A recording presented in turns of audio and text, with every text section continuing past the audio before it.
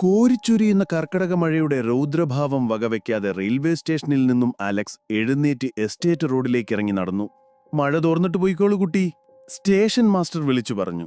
തിരിഞ്ഞു നിന്ന് അയാളെ നോക്കി ഒന്ന് പുഞ്ചിരിച്ചതല്ലാതെ മറുപടി ഒന്നും കൊടുത്തില്ല. ബാഗിൽ നിന്നും പേന ടോർച്ചെടുത്ത് വഴി തെളിച്ചു അലക്സ്. വലത്തേ കൈയുടെ ചൂണ്ടുവിരലിൽ ഒരു നീറ്റൽ അനുഭവപ്പെട്ടു. ടോർച്ച് വിരലിലേക്ക് അടിച്ചു നോക്കി. ചെറുതായി മുറിഞ്ഞിരിക്കുന്നു. Shave ചെയ്തിട്ടിട്ട blade കൊണ്ടതായിരിക്കാം. മനസ്സിൽ സ്വയം പഴിച്ചുകൊണ്ട് ലക്ഷ്യം മാർഗമാക്കി നടന്നു. ആ കുട്ടി ഒറ്റയ്ക്ക് പോയോ? സ്റ്റേഷൻ മാസ്റ്ററോടായി രാഘവൻ ചോദിച്ചു. ചുരുളി സ്റ്റേഷനിലെ വാച്ച്മാനാണ് രാഘവൻ. പോയിരിക്കുന്നു. ഒന്നും ഉരിയാടിയിട്ടില്ല. ചോദിച്ചതിനൊക്കെ പുഞ്ചിരി മാത്രമായിരുന്നു മറുപടി. ഇനി വല്ല ഊമയോ മറ്റോ ആണോ? സംശയഭാവത്തിൽ രാഘവൻ മാസ്റ്ററെ ഒന്ന് നോക്കി. ഞാൻ വായിൽ വിരലിട്ട് നോക്കിയില്ല. വേണാച്ച താൻ കൂടെ പോയി ഇട്ടു നോക്കിക്കോളൂ. തറ ചവിട്ടി കുലുക്കി അയാൾ അകത്തേക്ക് പോയി.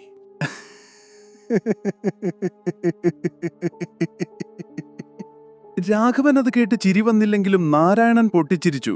ഒരു ഭ്രാന്തനാണ് നാരായണൻ. പകലു മുഴുവൻ അലഞ്ഞു തിരിഞ്ഞു നടക്കും. സന്ധ്യ മയങ്ങിയാൽ സ്റ്റേഷന്റെ ഏതെങ്കിലും സിമന്റ് തറയിൽ കിടന്നുറങ്ങും. ഇതാണ് വർഷങ്ങളായുള്ള പതിവ്. താനെന്താടോ ഇത്ര ചിരിക്കുന്നേ? അവിടെ അങ്ങനെ കിടന്നുറങ്ങളാ ഭ്രാന്ത. മാസ്റ്ററോട് തോന്നിയ ദേഷ്യം നാരായണനോട് തീർത്ത് തന്റെ റൂമിലേക്ക് കയറി രാഘവൻ. ഇതിനു മുൻപ് ഇരുളിനോട് തോന്നാത്ത ഒരു ഭയം മനസ്സിൽ നിഴലിക്കുന്നത് അലക്സ് തിരിച്ചറിഞ്ഞു. താൻ എന്തിനു ഭയക്കണം? ആരെ ഭയക്കണം? ആത്മാക്കളെയോ? തന്റെ ഈ വരവു പോലും ആത്മാവിനെ തേടിയാണ്. അവളെ കണ്ടെത്തണം. അവളുടെ ആത്മാവിനോട് സംസാരിക്കണം. അവൾക്ക് അന്ന് രാത്രി എന്താ പറ്റിയത്? അവളെ ആരാ ഇല്ലാതാക്കിയത്? എല്ലാം അവളിൽ നിന്നറിയണം. വീശിയടിച്ച തണുത്ത കാറ്റിൽ അലക്സ് ഒന്ന് വിറച്ചു. രോമകൂപങ്ങൾ എഴുന്നു നിന്നു. മഴ കുറഞ്ഞപ്പോൾ കാറ്റിനെ കൊണ്ടായല്ലോ ശല്യം. അവൻ പിറുപിറുത്തു. ബാഗിൽ നിന്നും സിഗരറ്റിന്റെ പാക്കറ്റ് എടുത്ത് അതിൽ നിന്ന് ഒന്ന് ചുണ്ടോട് വെച്ച് കൊളുത്തി. ഒരു പുക ആഞ്ഞു വലിച്ചു. തണുപ്പിന് നേരിയ ആശ്വാസം. ഓർമ്മകൾ മാസങ്ങൾക്ക് പുറകിലേക്ക് സഞ്ചരിച്ചു. കുറച്ചു നാളുകളായി താൻ കണ്ടുകൊണ്ടിരിക്കുന്ന ഒരു ദുസ്വപ്നം. അരഭാഗത്തോളം മണ്ണിനടിയിൽ പൂണ്ട നിൽക്കുന്ന ഒരു സ്ത്രീരൂപം. അവൾ കൈകൾ വീശി കെഞ്ചുന്നു. ജീവനുവേണ്ടി കേണപേക്ഷിക്കുന്നു. ഉറക്കമില്ലാതായ തന്റെ രാത്രികൾ. ഈ നശിച്ച നാട്ടിലേക്ക് ഇനിയൊരു തിരിച്ചുവരവുണ്ടാകില്ലെന്ന് വർഷങ്ങൾക്ക് മുൻപ് ഇവിടം വിട്ടുപോകുമ്പോൾ മനസ്സിൽ ഉറപ്പിച്ചതാ. പക്ഷേ വീണ്ടും ഇവിടേക്ക് വരേണ്ടി വന്നല്ലോ. സ്വയമൊന്ന് നിശ്വസിച്ചു അലക്സ്. തന്റെ സ്വപ്നങ്ങളിൽ കണ്ട പെണ്ണിനെയോ അവളുടെ മങ്ങിയ മുഖത്തെയോ ശബ്ദത്തെയോ തിരിച്ചറിയാൻ കഴിയുന്നില്ല. പക്ഷേ ചുരുളി എസ്റ്റേറ്റിലെ ആ കൂറ്റൻ ബംഗ്ലാവ്, അത് ഏത് പാതിരാത്രിയിലും ഏത് സ്വപ്നത്തിനും തിരിച്ചറിയാൻ തനിക്ക് കഴിയും. അത്രത്തോളം ചെറുപ്പം മുതലേ അതിനെക്കുറിച്ച് കേൾക്കുകയും കാണുകയും ചെയ്തിട്ടുണ്ട്. ആത്മാക്കളുടെ കൂട് എന്നാണ് ചുരുളിക്കാർ ആ ബംഗ്ലാവിനെ വിശേഷിപ്പിക്കുന്നത്. ചെറുപ്പത്തിലെ ഉള്ള പേടിയൊക്കെ ഓർത്താൽ ഇന്ന് ചിരി വരും. മെന്റലിസം ഒരു പ്രൊഫഷനാക്കിയിട്ട് വർഷം 6 കഴിഞ്ഞു. എത്ര രാത്രികൾ, എത്രയോ പ്രേതക്കോട്ടകളിൽ ഒറ്റയ്ക്ക് കിടന്നുറങ്ങിയിരിക്കുന്നു. ആത്മാക്കളെ തേടിയുള്ള യാത്ര. എരിഞ്ഞു തീരാറായ സിഗരറ്റിന്റെ ചൂട് വിരലിലേക്ക് പടർന്നപ്പോഴാണ് ഓർമ്മകളിൽ നിന്നും തിരിച്ചു വന്നത്. വെപ്രാളത്തിൽ അത് തട്ടിക്കളഞ്ഞു അലക്സ്. ഇനിയും കുറച്ചു ദൂരം നടക്കണം. എസ്റ്റേറ്റ് റോഡിലെ ശ്മശാനമൂകത്തെ കീറിമുറിച്ചുകൊണ്ട് അലക്സ് കാലുകൾ വലിച്ചുവെച്ചു. പേന ടോർച്ചിന്റെ വെളിച്ചം മങ്ങി തുടങ്ങിയിരിക്കുന്നു. വേറെ ബാറ്ററി കയ്യിൽ കരുതിയിട്ടുണ്ട്. തീരുമ്പോൾ മാറിയിടാമെന്നോർത്തു. എത്താറായിരിക്കുന്നു. കൂട്ടായിരുട്ടിലും കാണാവുന്ന വിധം ഉയർന്നു നിൽക്കുന്ന ബംഗ്ലാവിന്റെ 2 ഗോപുരങ്ങൾ. അലക്സ് ഒരു നിമിഷമൊന്നു നിന്നു. ബാഗിൽ കരുതിയ ബാറ്ററി എടുത്ത് ടോർച്ചിൽ മാറ്റിയിട്ടു. നിശബ്ദമായി ബംഗ്ലാവിലേക്ക് നടന്നു. കാൽപാദങ്ങൾക്കിടയിൽ ഞെരിഞ്ഞമരുന്ന കരിയിലകൾക്ക് പോലും എന്നോട് എന്തൊക്കെയോ പറയാനുള്ളതുപോലെ. 1000 ആത്മാക്കളുടെ തേങ്ങലുകൾ അടക്കി വെച്ചതുപോലെ. ബംഗ്ലാവിന്റെ പടിക്കെട്ടുകൾ കയറി സിറ്റൌട്ടിലേക്ക് കടന്നു. ജീർണിച്ചു നശിക്കാറായ മുൻവാതിലുകൾ. അകത്തുനിന്നും കടവാവലുകളുടെയും നരിച്ചീറുകളുടെയും വികൃതമായ ശബ്ദം കാതു തുളയ്ക്കുന്നു. മനസ്സിൽ ഭയത്തിന്റെ നിഴൽ വീണോ? ഏയ് ഇല്ല.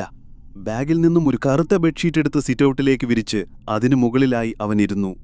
കയ്യിൽ കരുതിയ മെഴുകുതിരിയിലേക്ക് വെളിച്ചം പകർന്ന് നിലത്തേക്ക് ഉറപ്പിച്ചുവെച്ചു. വിശപ്പിന്റെ അലമുറ വയറ്റിൽ കിടന്ന് അലയടിക്കുന്നു. ബാഗിലുണ്ടായിരുന്ന സ്നാക്സ് എടുത്ത് കഴിച്ചുകൊണ്ട് നിലത്തേക്ക് തല ചായ്ച്ചു. സമയം 10:45 കഴിഞ്ഞിരിക്കുന്നു. പോക്കറ്റിൽ നിന്നും ഫോൺ എടുത്ത് ഓൺ ചെയ്തു. ഒരു തുള്ളി പോലും സിഗ്നൽ. ഇന്നും ഒരു ഓമങ്കേറാമൂലയാണല്ലോ ഇത്. പോക്കറ്റിലേക്ക് തന്നെ അത് തിരിച്ചുവെച്ചു. ബാഗിൽ നിന്നും ഒരു ബുക്ക് പുറത്തെടുത്തു. മെഴുകുതിരിയുടെ മങ്ങിയ വെളിച്ചത്തിൽ കണ്ണുകൾ ആ ബുക്കിലേക്ക് ആഴ്ന്നു. വായനയിലേക്ക് മുഴുകി. Alex, Alex! ആരോ വിളിക്കുന്നു. ഒരു നനുന്ന കരസ്പർശം തന്റെ കരങ്ങളിലേക്ക് അമർന്നത് അവൻ തിരിച്ചറിഞ്ഞു. ഒരു ഞെട്ടലോടെ അവൻ ചാടി എഴുന്നേറ്റു. അപ്പോഴാണ് താൻ മയങ്ങിപ്പോയതെന്ന് അവൻ തിരിച്ചറിഞ്ഞത്. ആരാത്? നിലത്തിരുന്ന് ടോർട്ട് തപ്പി തടഞ്ഞെടുത്ത് ഇരുളിലേക്ക് തെളിച്ചുകൊണ്ടവൻ വിളിച്ചു ചോദിച്ചു. ആരെയും കാണുന്നില്ലല്ലോ. ഉറക്കച്ചടവിൽ കണ്ണുകൾ തിരുമ്മി നിലത്തേക്കിരുന്നു. തോന്നിയതായിരിക്കാം. അലക്സ്! വീണ്ടും അതേ ശബ്ദം തന്റെ പുറകിലായി ഉള്ള തൂണിന്റെ മറവിൽ നിന്നും. കയ്യിലിരുന്ന ടോർച്ച് അണച്ച് താഴേക്ക് വെച്ചു. മെഴുകുതിരിയുടെ മങ്ങിയ വെളിച്ചം മാത്രം. ആരാത്? മറുപടി എന്നോണം ഒരു തേങ്ങൽ മാത്രം ഉതിർന്നു വീണു. ആ രൂപം മെല്ലെ മുഖമുയർത്തി. ഒരു ഞെട്ടലോടെ അലക്സ് പുറകിലേക്ക് കാലുകൾ വെച്ചു. അവന്റെ ചുണ്ടുകൾ മന്ത്രിച്ചു. ഹരിത! തന്റെ ബാല്യകാല സഖി. ജാതിയുടെയും മതത്തിന്റെയും പേരിൽ ഒരു നാട് തന്നെ എതിർനിന്നപ്പോൾ തന്റെ ഇഷ്ടങ്ങൾ ഉപേക്ഷിച്ച് അച്ഛന്റെ കൂടെ സിറ്റിയിലേക്ക് പോകേണ്ടി വന്നു തനിക്ക്. അലക്സ്! ഹരിതയുടെ വിളികേട്ട് അവൻ ഓർമ്മയിൽ നിന്നുണർന്നു. അലക്സ്, നിന്നെ ഒന്ന് കാണുവാനായി ഞാൻ ഒരുപാട് കാത്തിരുന്നു. പക്ഷേ പറ്റിയില്ല. നിന്നെക്കുറിച്ചൊരു അറിവും എനിക്കില്ലായിരുന്നു. ഒരുപാട് നാളത്തെ കാത്തിരിപ്പിന് ശേഷം നിന്നെ കുറച്ചു നാളുകളായി എനിക്ക് കാണാൻ കഴിയുന്നുണ്ട്, നിന്റെ സ്വപ്നങ്ങളിലൂടെ.